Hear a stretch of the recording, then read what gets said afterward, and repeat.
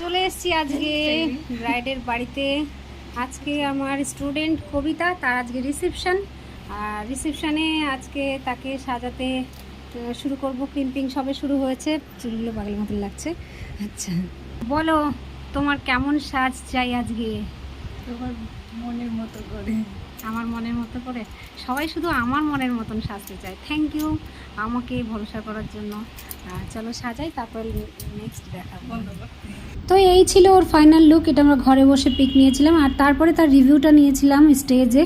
আর বারবার light change হচ্ছিল, background লাইটটা হলুদ, কখনো নীল, কখনো সবুজ, কখনো পিঙ্ক। তো এটা হয় ব্যাকগ্রাউন্ড লাইটের কারণে। তো যতটা পেরেছি আপনাদের সঙ্গে তুলে ধরেছি। তো জেনে নিই ওর কেমন লাগলো। বলো কেমন লাগলো সেজে? কি আর বলবো, বলার কিছু পাচ্ছি না। দিদির কাছে সেজে আমাকে খুব ভালো লেগেছে। অনেক দিনের ইচ্ছে ছিল দিদির কাছে সাজার, ইচ্ছা পূরণ হয়েছে। ইচ্ছা পূরণ হয়েছে। থ্যাংক ইউ দি। Welcome, thank you so much আমাকে বিশ্বাস করার জন্য। ক্লায়েন্টের রিভিউ তো শুনেই নিলাম, এবার আপনাদের কমেন্ট জানতে চাই। তো আপনাদের কেমন লাগলো অবশ্যই কমেন্ট করবেন। Thank you.